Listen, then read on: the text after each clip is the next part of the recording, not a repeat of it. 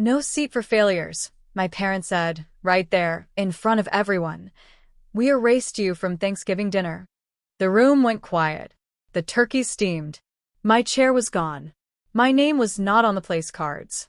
And in that second, as my mother folded her arms and my father looked past me like I was air, I decided something inside me would never be soft again. What I did next would change every life at that table and send one of us to jail.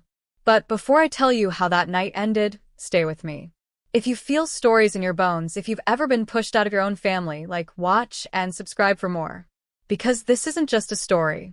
This is a warning. My name is Emily Carter. I am the daughter they tried to erase. I grew up in a neat house with white walls and a flag on the porch in Maple Grove, Ohio. My dad, Richard Carter, loved rules and straight lines. My mom, Linda Carter, loved smiling for photos and winning at church potlucks. My younger brother, Jason, was the golden boy. He could do no wrong. I could do no right. When I was little, my parents said I was too much. Too loud. Too dreamy. Too, with that look, dramatic. But they also said they believed in me. They promised. They held my hands and told me that if I worked hard, if I followed the plan, there would always be a seat for me at their table. I believed them. I studied hard. I went to college first in my family. I wanted to be a lawyer because I liked helping people who felt small. I liked fixing broken things. Then life did what life does. It broke me first. In my third year, my best friend Megan borrowed my car and crashed it. Insurance said no. I worked nights to pay for it. My grades slipped. Then my landlord sold the building. I slept on couches. I missed a final. One thing fell, then another, then another. I didn't quit school. I just paused. My parents called that failure. Jason, meanwhile, dropped out of college twice. He crashed 3 cars. He stole Dad's credit card once. But he smiled and he said sorry, and my parents said, "Boys will be boys." I learned early that love in my house had rules. And I was always one step from breaking them. Thanksgiving was coming. My mom sent a group text with turkey emojis and hearts. "Dinner at 4. Don't be late," she wrote. I asked, "Can I bring pie?" She replied, "Sure." No heart. No smile. I baked the pie from scratch. Apple. Dad's favorite. I wore the green sweater Mom once said made me look grown. I drove 2 hours with Hope sitting next to me like a fragile glass. When I pulled into the driveway, I saw extra cars. Laughter through the windows. I smiled. Maybe things were okay. They were not. Inside, the table was set for 7. Not 8. There were cards with names in gold ink. Richard. Linda. Jason. Jason's girlfriend Brittany. Aunt Susan. Uncle Mark. Grandma Helen. No Emily. I laughed at first. "Very funny," I said. "Where's my card?" My mother didn't laugh. She wiped her hands on a towel and said it. Calm. Clean. Sharp. No seat for failures. My father added, "We talked about this. You need to learn consequences." I looked at Jason. He didn't meet my eyes. I said, "I brought pie." My mom said, "You can leave it." That's when I noticed my chair, my old chair, was gone. Not moved. Gone. Something cold moved through me. I felt small. I felt 12 again. I felt like I had been pushed off a cliff with a smile. I asked very quietly, "You didn't invite me?" My dad said, "We invited you to grow up." People shifted. Forks clinked. No one spoke up. Not one person. I picked up the pie. My hands shook. I could hear my heart in my ears. "I'll remember this," I said. My mom sighed. "Don't make a scene." I left. Outside, the cold hit my face like truth. I sat in my car and cried until my chest hurt. Then I stopped crying. I went home to my tiny apartment. I put the pie in the trash. I sat on the floor. That night, my phone buzzed. A message from Dad. "This is for your own good." A message from Mom. "We love you." A message from Jason. "Sorry. It's complicated." I didn't reply. 2 weeks later, I got a letter. Not a text. A letter. It said they were removing me from the family trust. It said my name no longer aligned with family values. That was the moment I stopped asking for a seat. I started working 2 jobs. I went back to school. I studied law with fire in my chest. I learned about contracts, about fraud, about secrets people hide in plain sight. I learned how paper can ruin a life. I didn't plan revenge at first. I planned survival. Then one night, while cleaning files at my second job, I saw a name I knew. Richard Carter. My father. The file said, pending investigation. My hands went numb. I read. And read again. And again. And when I understood what it meant when my family had done what they were hiding and how Thanksgiving was only the beginning, I smiled for the first time in months. Because suddenly, I didn't want a seat at their table. I wanted the whole table to fall. And that was the night the police knocked on someone's door. The knock came at 2:17 a.m. Not loud, not angry, just firm, like the law clearing its throat. I wasn't there to see it, but I imagined it perfectly. The way my mother's smile would freeze. The way my father would stand up too fast. The way Jason would look around, hoping someone else would answer the door. 2 police officers. Dark coats. Calm voices. Richard Carter? One of them asked. Yes, my father said. Strong voice. The same voice he used when he told me I was a failure. We need to ask you some questions. That knock didn't end anything. It started everything. I know this because my phone rang 10 minutes later. Emily, my mother whispered, like I had died and come back. What did you do? I sat on my bed, the light off, the city quiet outside my window. I held the phone away from my ear for a second. I wanted to laugh. I wanted to scream. I wanted to ask her where my seat was now. I didn't do anything, I said. And for once, that was true. She cried. Real tears this time. Your father, they're saying things. Lies. You have to help us. Help. That word again. I said nothing. Emily, she begged. You're smart. You know law. You can fix this. I closed my eyes. Fix. Like I always did. Like I always tried. I'm tired, I said. Good night, Mom. I hung up. The next morning, the news broke. Small story. Page 5. Local construction firm under review for financial misconduct. My father's company. Carter and Sons. The same company that paid for Jason's cars. The same company that said there was no money for my tuition loan. At school, I couldn't focus. Words swam on the page. My chest felt tight. I kept seeing that empty chair. Hearing that sentence. No seat for failures. At lunch, my friend Rachel slid into the seat across from me. Hey, she said softly. Are you okay? I nodded. I always nodded. But then she said, I saw the news. And I broke. Not loud. Not messy. Just quiet tears falling into my coffee. I didn't call the police. I told her. I swear. She reached across the table and held my hand. I know, but are they guilty? I thought of the file. The numbers. The fake names. The shell accounts. Yes, I said. They are. That night, my father was released. No cuffs. No charges. Yet. But the house wasn't warm anymore. Jason texted me. Dad says this is your fault. If you'd stayed in line. I didn't read the rest. Instead, I went to work. At the law office, I asked my supervisor if I could help with research. He raised an eyebrow. Extra hours? I need them, I said. He nodded. For weeks, I lived on coffee and spite.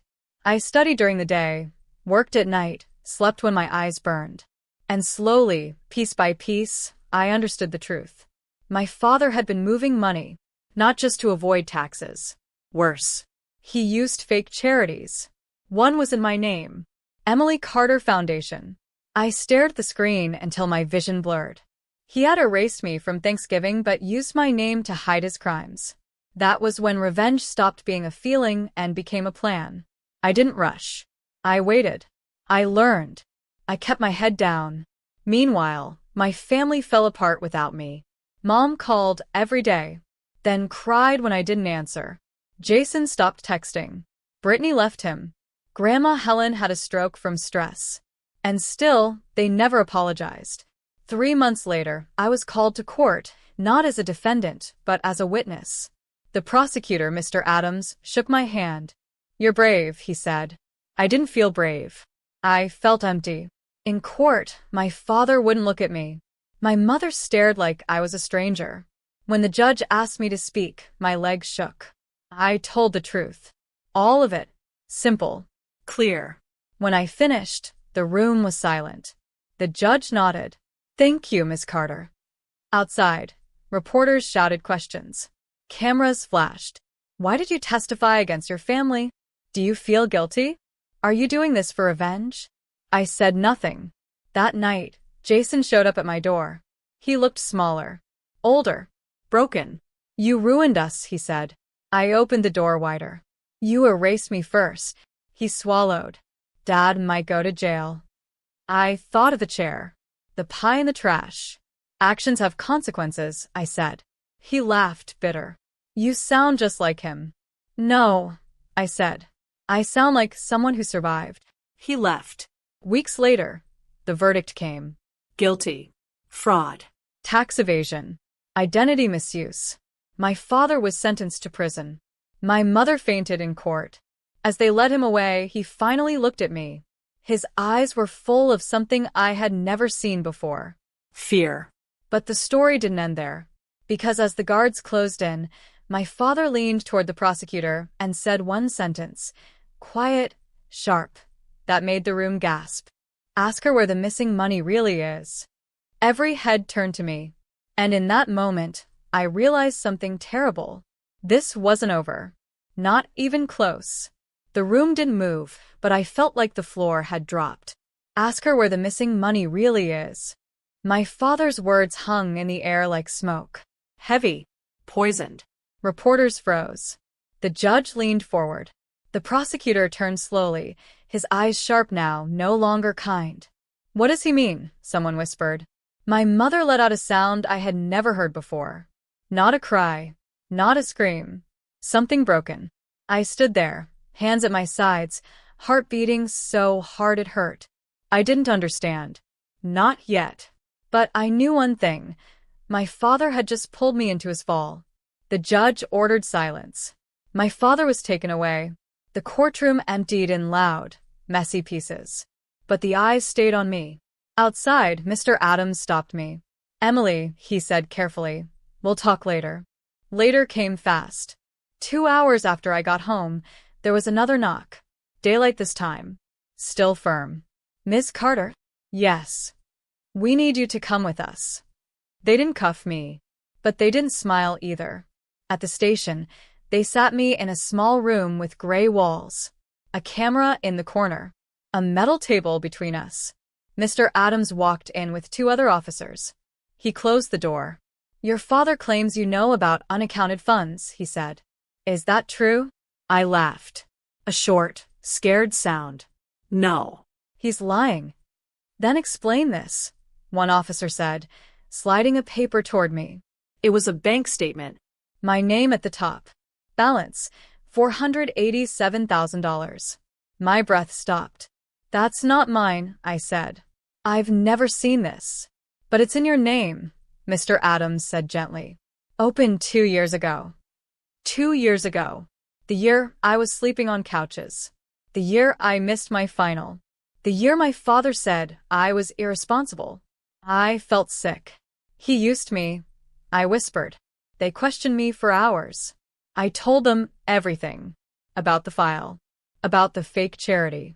About Thanksgiving. When they finally let me go, the sun was setting. My head hurt. My hands shook. I wasn't arrested. But I wasn't free either. The next day, the story changed. Headlines now read, "Daughter of convicted CEO linked to missing funds." Strangers sent messages. Some kind. Most cruel.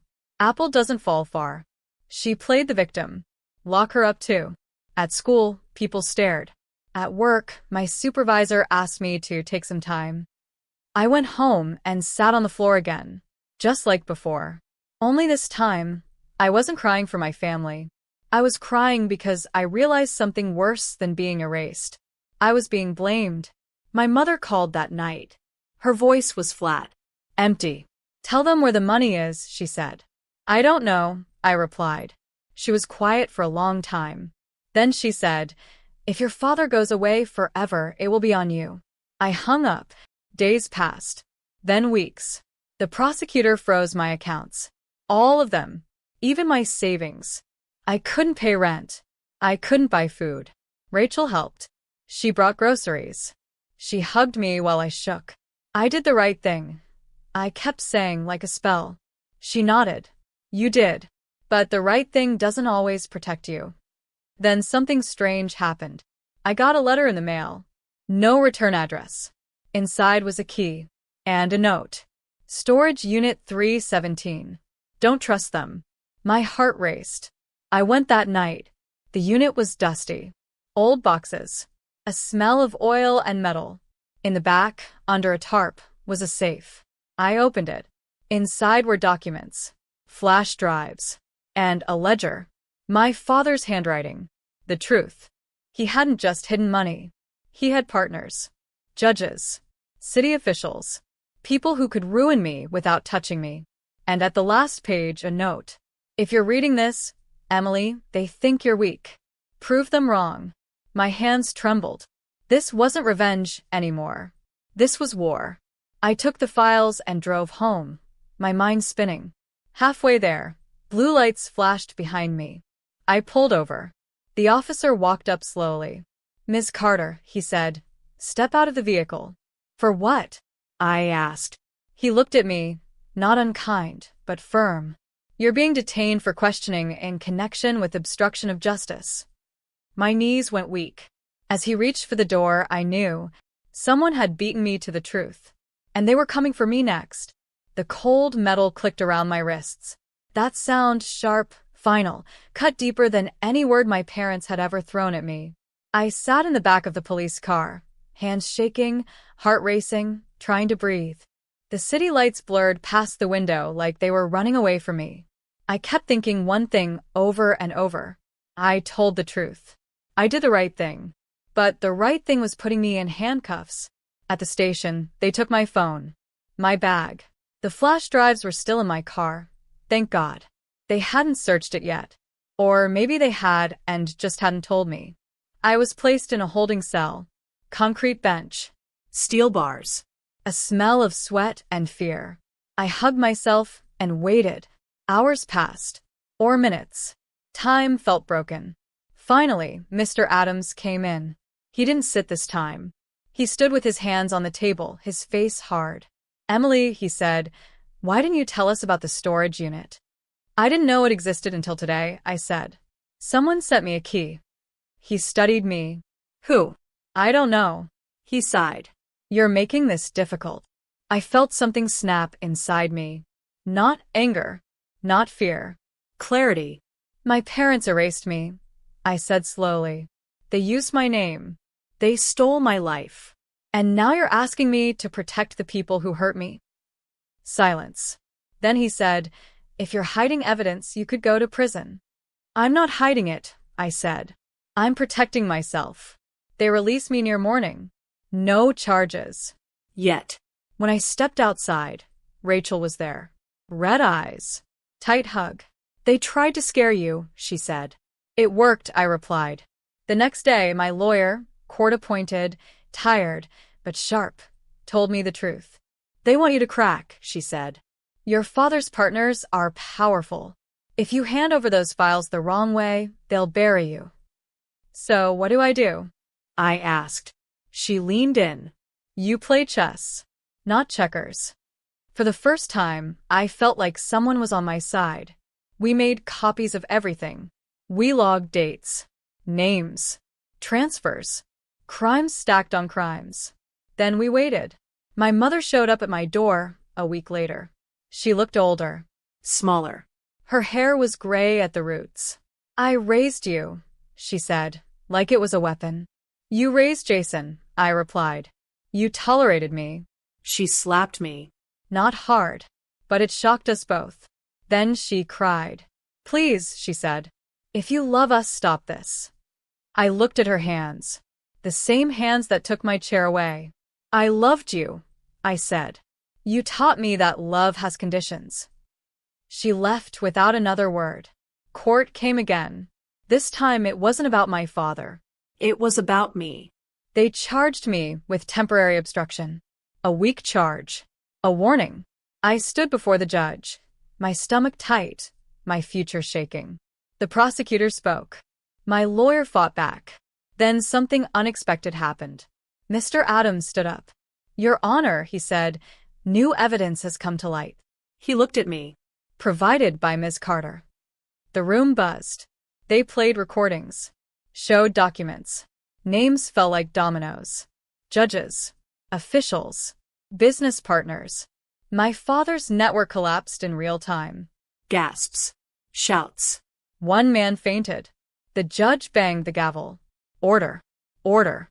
By the end of the day, the charges against me were dropped. But that wasn't the victory. The victory came when my father was brought back into the courtroom. He looked at me again. This time, there was no fear. There was hate. "You think you won," he said as they led him away. "You're still nothing." I smiled. "Maybe," I said. "But I have a seat now." That night, I went home alone. I cooked dinner for one. I set the table. One plate. One chair. And for the first time, I sat down without feeling small. Then my phone buzzed. Unknown number. One message. "This isn't over." Thanksgiving was just the beginning. My hands went cold. Because I knew that tone. And I knew one last truth. The final price hadn't been paid yet. Not by them. Not by me. The message stayed on my screen all night. This isn't over. Thanksgiving was just the beginning. I didn't reply. I didn't sleep either. By morning, I knew something deep and steady inside me had changed. Fear used to live there. Hope used to live there too. Now there was only truth. And truth doesn't run. I went for a walk before sunrise. The air was cold and clean. For the first time in my life, I wasn't thinking about what my parents wanted or what I had to prove. I was thinking about endings. At noon, my lawyer called. "We need to move fast," she said. "Someone is trying to cut a deal using your name again." I laughed. Softly. Calmly. "Not this time," I said. We went public. Every file. Every name. Every recording. No secrets. No backrooms. No favors. The story exploded. National news. Federal charges. Arrests across 3 states. Judges removed. City leaders resigned. My father's partners turned on each other like hungry dogs. And in the middle of it all was one sentence they couldn't erase. Emily Carter cooperated fully. My father was transferred to a federal prison. Longer sentence. No appeal. Jason tried to call. I blocked him. My mother sent a letter. Pages of apologies. She wrote about love. About mistakes. About family. I read it once. Then I burned it. Some people asked me if that hurt. It didn't. Because pain only comes when you still hope someone will change. I didn't hope anymore. Months passed. I finished law school. Top of my class. On graduation day, Rachel sat in the front row cheering so loud people turned to look. When they called my name, I stood tall. No shaking. No fear. After the ceremony, a woman I didn't know hugged me.